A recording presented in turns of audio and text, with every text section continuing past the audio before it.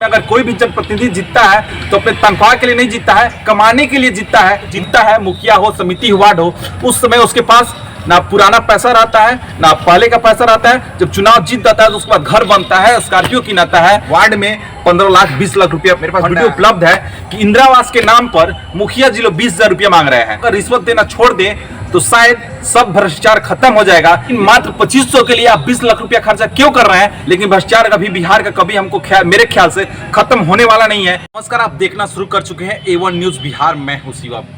बिहार में पंचायत चुनाव चल रहा है और तीसरी चरण का भी मतदान आज खत्म हो गया है। आपको बता दें कि मेरे चैनल पे कितने लोगों का कॉल आया कि आखिर आप पंचायत में ग्राउंड रिपोर्टिंग कीजिए। लेकिन मेरा एक सवाल है कि मुखिया प्रत्याशी का जो मुखिया बनता है उसका महीने का तनख्वाह रहता है सरकार की तरफ से मात्र 2500 रुपया। लेकिन वो 2500 रुपये के लिए आखिर क्यों 10 लाख रुपया, 20 लाख, 30 लाख तक लोग खर्चा क्यों करता है? मेरा सवाल उस मुखिया प्रत्याशी से है जो इतने रुपया खर्चा करता है और इतनी तनख्वाह के लिए। आपको बताते चले कि लोग कोई भी बिजनेस करते हैं तो उसमें लोग 10 लाख फंसाते हैं तो उसमें इनकम कर रहता है कि हाँ हमको 20,000 रुपया महीना इससे इनकम होगा। लेकिन मात्र 2500 रुपये के लिए लोग 20 लाख रुपया क्यों फंसा रहे हैं? यह बहुत बड़ा सवाल है उस प्रत्याशियों के लिए जो इतने रुपये खर्चा करता है।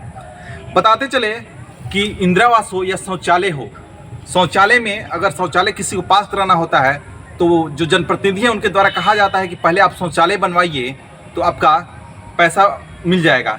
लेकिन बात तो यह रहता है कि शौचालय बन जाता है तो उसके बाद वही व्यक्ति जो शौचालय बनाता है वो खुद बोलता है कि मुखिया जी आप उसमें से कुछ ले लीजिए, लेकिन उसमें से हमको पैसा दे दीजिए। मतलब कुछ जो फंड आता है उसमें कुछ रख लीजिए, बाकी कुछ ले लीजिए। देखिए, पूरी बिहार की जो सिस्टम है ना, भ्रष्टाचार से डूबी हुई है।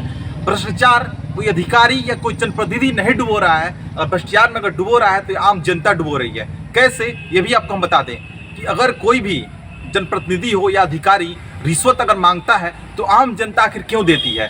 हमसे मांगे, अगर हम नहीं दे फिर अगले से कोई मांगे, अगला नहीं दे तो खुद अपने आप वो अधिकारी बिना रिश्वत का काम करना शुरू कर देगा। लेकिन यहाँ तो बात क्या है कि रिश्वत ले लीजिए लेकिन मेरा काम कर दीजिए। बात यह है, इसलिए यहाँ पर बिहार में, खासकर बिहार में काफ़ी भ्रष्टाचार चरम सीमा पर चल रही है।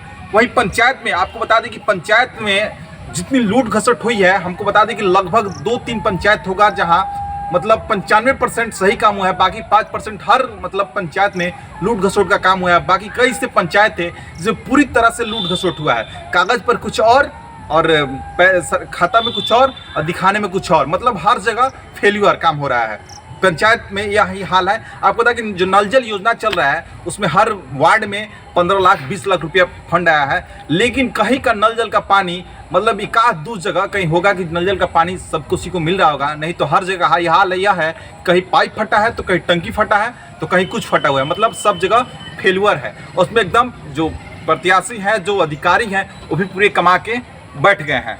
तो हाल यह है पंचायत का, इसलिए पंचायत का रिपोर्टिंग करना कोई माने नहीं होता है। लेकिन वास्तविकता क्या है आपको हम बता दें कि वास्तविकता यही है कि केवल लूट घसोट है पंचायत में। पंचायत में अगर कोई भी जनप्रतिनिधि जीतता है तो अपने तनख्वाह के लिए नहीं जीतता है, कमाने के लिए जीतता है। मुखिया हो, समिति हो, वार्ड सदस्य हो, सब कोई है तो कमाने के लिए जीतता है। इसका जीता जागता उदाहरण चाहिए तो हम आपको उदाहरण दे देंगे। फिलहाल में मैंने एक वीडियो देखा, मेरे पास वीडियो उपलब्ध है कि इंदिरा आवास के नाम पर मुखिया जी लोग 20,000 रुपया मांग रहे हैं। 20,000 रुपये दीजिए तो आपका नाम आ जाएगा, चाहे 2,000 रुपये तो नाम जुड़वा देंगे, या फर्स्ट हिस्सा है तो 20,000 रुपया दीजिए। आखिर क्यों दे?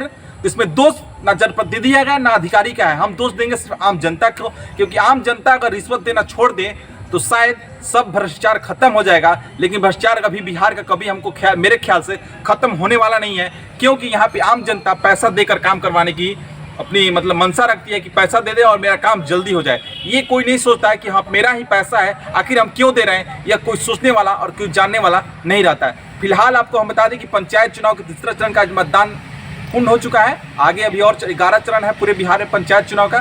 फिलहाल कई प्रत्याशी खड़े हो रहे हैं, कई प्रत्याशी जीतेंगे हारेंगे, लेकिन फिलहाल जो प्रत्याशी इतने खर्चे कर रहे हैं 20 लाख 30 लाख रुपया, किस लिए खर्चा कर रहे हैं? अगर मेरे से अगर बात करना हो तो मेरे नंबर तो दिख रहा होगा स्क्रीन पे, लेकिन नंबर कौन सा है उस पर बात करें, बताए कि हाँ 20 लाख रुपया आप क्यों खर्चा कर रहे हैं। मात्र आपका तनख्वाह मिलेगा 2500 रुपया।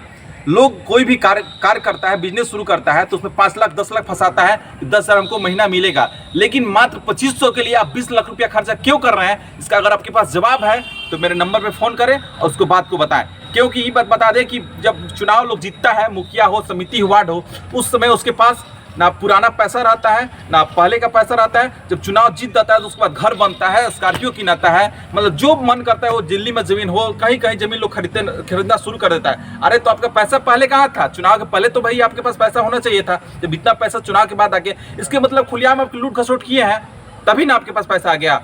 यह हम नहीं, पूरी आम जनता, सब कोई बात को जानता है कि आप लूट घसोट किए हैं, तभी आपका घर बन रहा है, तभी आपका जमीन खरीदा रहा है, तभी आप स्कॉर्पियो पर चढ़ रहा है। फिलहाल देखते रहिए एवा न्यूज। आ गया अब आपके शहर सिवान में भी विकास डिजिटल कमल जयमाला सेट। किसी भी शादी विवाह के शुभ अवसर पर बुक करने के लिए संपर्क करें विकास बाबू को। Mobile number 7462862592।